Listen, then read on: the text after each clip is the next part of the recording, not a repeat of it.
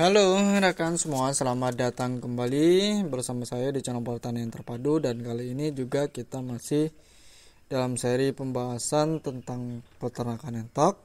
Untuk kesempatan video kali ini kita akan mengambil tema pembahasan yaitu ternak entok pembesaran tahap pemula. Nah, seperti kita tahu memang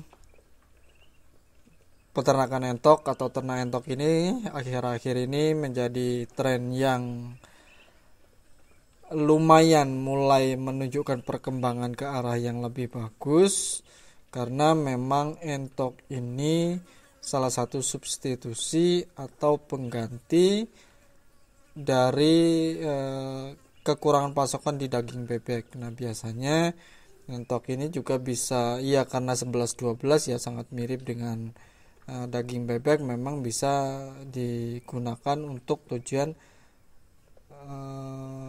rumah makan atau warung makan yang menyediakan untuk unggas ini berbagai menu misalnya seperti itu. Nah, seiring perkembangan kebutuhan yang juga semakin bagus, sekarang ini juga sudah lumayan lebih baik, ada banyak pemula-pemula yang mulai melirik dan melakukan uji coba untuk beternak entok, seperti halnya juga khususnya untuk ternak entok yang sistem pembesaran. Nah, untuk ternak entok sistem ini rekan semua perlu diketahui ya, kita hanya akan melakukan pembesaran pada entok-entok yang kita miliki, kemudian nanti dijual sesuai dengan target market yang sudah ditentukan. Nah, dalam hal ini peternak entoknya kita menyiapkan lahan, kita menyiapkan pakan, kemudian kita beli bibitan, kita beli anakan-anakannya yang masih baru menetas, kemudian kita besarkan. Setelah besar kan kita supply ke konsumen yang kita bidik. Nah, bagaimana untuk tahap pemula? Apa saja sih yang perlu dipertimbangkan ketika kita ingin ternak entok sistem pembesaran, tetapi kita sendiri merupakan pemain baru atau sebelumnya belum pernah beternak entok sama sekali, misalnya seperti itu. Nah, sekedar berbagi pengalaman saja rekan-rekan semua. Saya tidak bermaksud menggurui, tidak bermaksud merasa lebih pintar, tetapi saya hanya membagikan pengalaman yang ada di kandang kecil saya. Jadi dalam ternak entok pembesaran khususnya untuk tahap pemula, ada beberapa hal yang sebaiknya dicermati lebih jauh.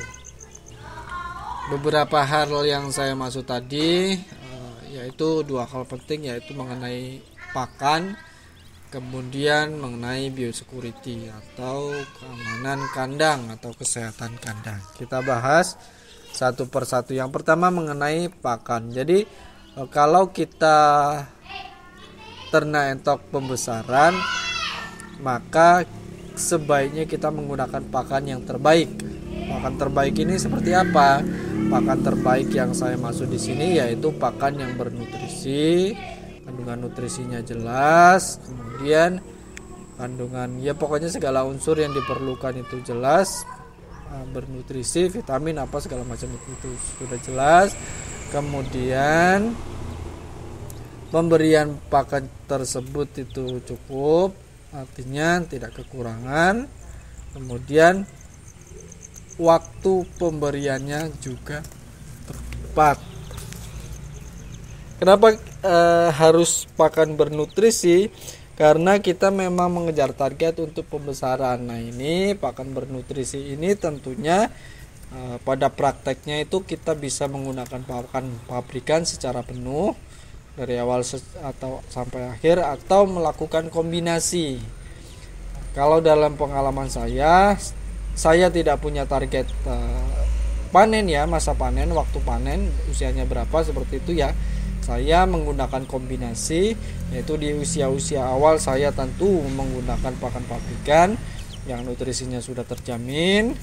Kemudian pada tahap-tahap berikutnya, pada tahap-tahap akhir, setelah 50% waktu dilalui, kita menggunakan pakan yang sudah kita mix atau pakan campuran sendiri. Itu kita bisa sesuaikan nanti ya, akan lebih baik, maksud saya akan lebih baik kalau rekan peternak semua itu bisa melakukan uji coba terlebih dahulu untuk kualitas pakan yang nantinya akan dijadikan pedoman. Jadi kalau nanti bikin mix self mix ya, campuran pakan sendiri, itu kita bikin campuran sendiri, itu nanti takarannya, perbandingannya itu nanti ditentukan, dilakukan uji coba, kemudian yang paling bagus nanti kita bisa gunakan. Nah itu seperti itu.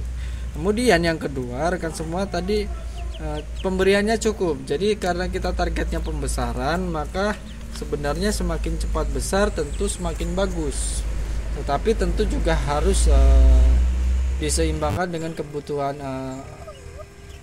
habisnya modal, seperti itu. Makanya dari itu kita harus pandai-pandai menyesuaikan antara tadi kualitas, kemudian sama kuantitasnya juga perlu diperhatikan.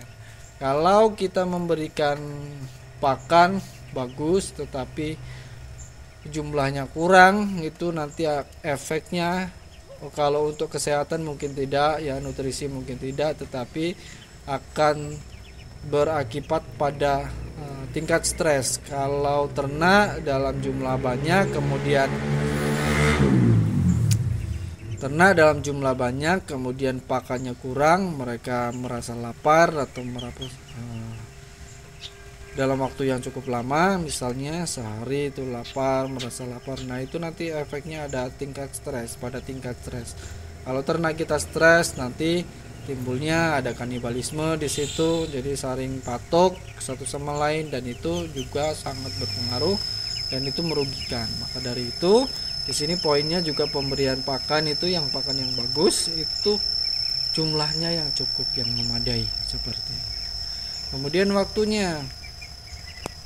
juga ini kita pertimbangkan, karena ya itu tadi alasan tingkat stres. Kalau pemberiannya tidak tepat waktu, biasanya akan mengakibatkan hewan kita stres, mental kita stres, dan itu juga nanti kembali larinya pada tingkat persaingan yang semakin ketat di dalam kandang.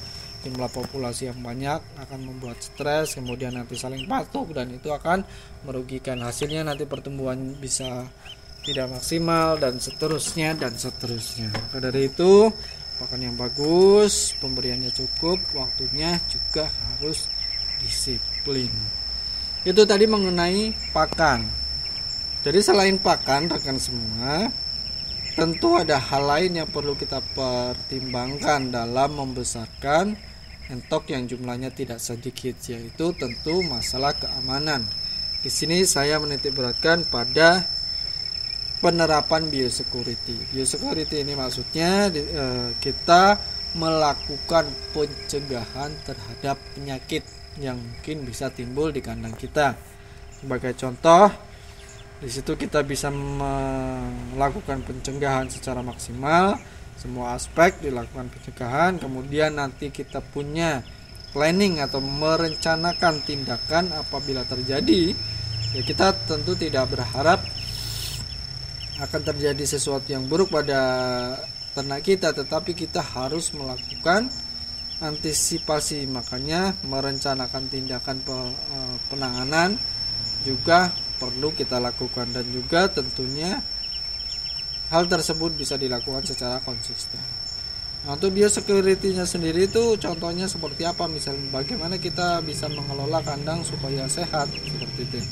Ya ini misalnya, ini contoh-contoh kecilnya saja, misalnya dengan memperhatikan sanitasi, kemudian dengan memperhatikan kelembapan kandang dijaga, kondisi kandang, kemudian dengan manajemen kohenya itu juga dipikirkan.